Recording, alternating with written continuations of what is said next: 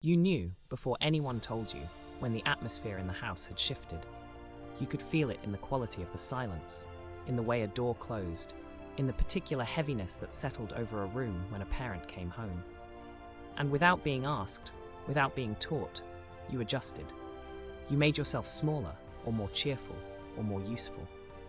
You became whatever the moment seemed to need.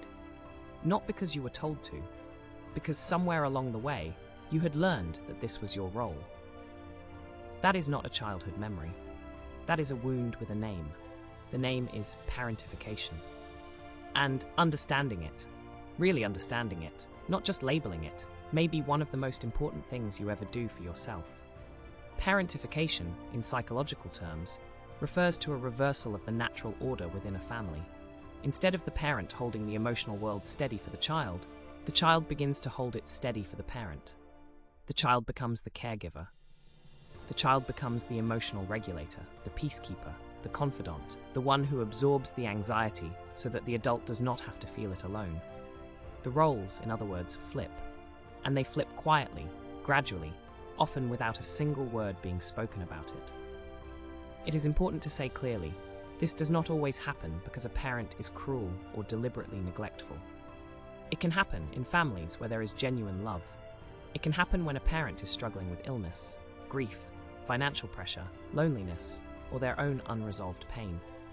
The child, who loves that parent and is exquisitely sensitive to their distress, steps in. It feels to the child like the right thing to do. It may even feel like love. And in a sense, it is love, but it is love being asked to carry far more than a child's heart was built to hold. There are two broad forms this can take. One is practical. The child takes on adult responsibilities, cooking, managing younger siblings, handling finances, navigating crises. The other is emotional. The child becomes the parent's emotional support, their sounding board, their source of comfort and validation. Both are forms of parentification. Both leave marks. But the emotional form is often the harder one to see because it leaves no visible evidence. There are no chores to point to. There is only a child who learned very early that their own feelings were secondary, or perhaps not quite real at all. What does this do to a person over time? One of the most consistent patterns that emerges in adults who were parentified as children is a deep, almost structural difficulty in receiving care. They are extraordinarily good at giving it. They are often the person everyone turns to in a crisis. They are reliable, perceptive, emotionally intelligent in ways that can seem almost uncanny. But ask them to be on the receiving end.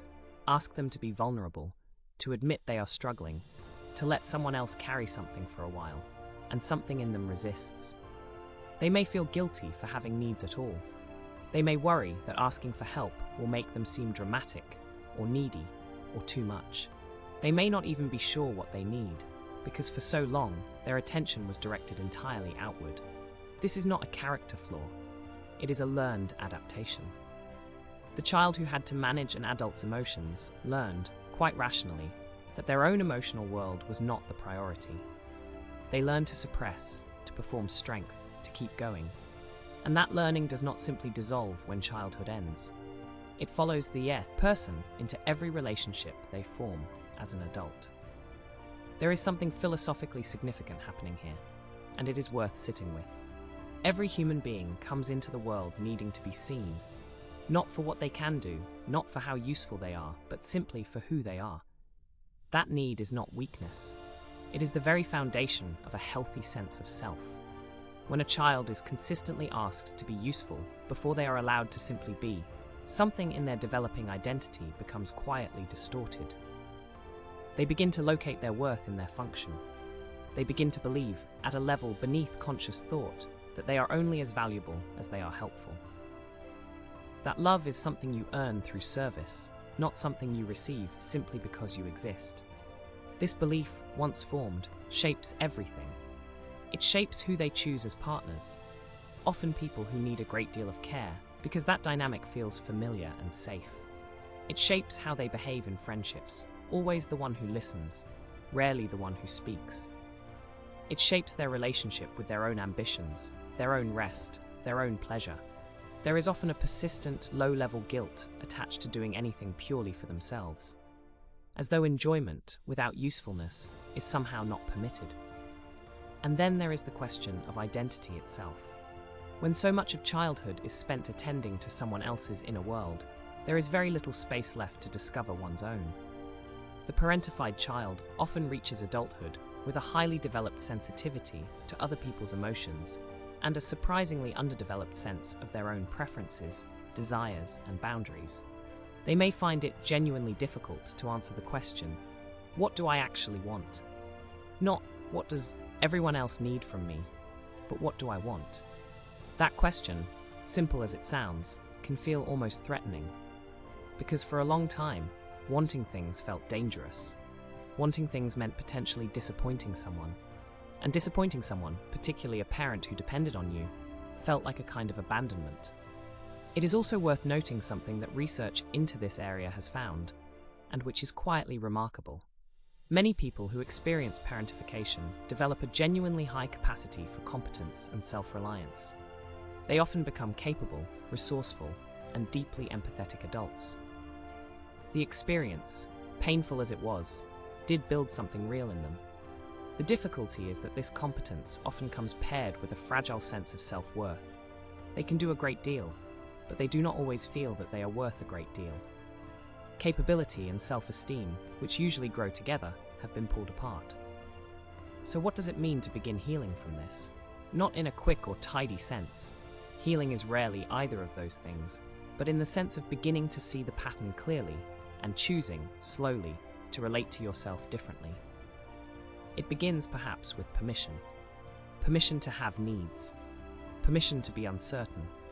Permission to receive care without immediately trying to repay it or justify it. Permission to rest without having earned it through exhaustion first. These may sound like small things. For someone who grew up carrying adult weight, they are not small at all. They are, in fact, revolutionary. It also involves learning to notice the moments when the old pattern activates. When you feel the pull to manage someone else's discomfort before attending to your own. When you find yourself shrinking your needs to protect someone else's feelings. When you feel guilty for simply existing without being useful. Noticing is not the same as fixing, but it is the beginning of choice, and choice is where agency lives. There is also something worth saying to anyone who recognizes this pattern, not in themselves, but in someone they love. The parentified child who became an adult does not need to be rescued. They are, in many ways, extraordinarily capable of managing their own life. What they may have needed for a very long time, is simply to be asked how they are, and to have someone wait, patiently and genuinely, for the real answer. You were not wrong to love your family. You were not wrong to want to help. The instinct that drove you to hold things together came from something real and good in you. But you were a child. And children are not meant to be the emotional foundation of the adults around them. That was never your job. It was placed on you before you were old enough to refuse it. And it is never too late to gently, carefully put it down. If this video spoke to something in your experience, take a moment to share it with someone who might need to hear it. And if you want to keep exploring the deeper patterns that shape who we become, Inside the Labyrinth is here for exactly that. And if this spoke to a part of you that rarely gets heard, stay with that feeling for a moment. You are not broken because you feel deeply. You are only beginning to understand yourself. Subscribe to Inside the Labyrinth for more reflections on the hidden patterns of the human mind.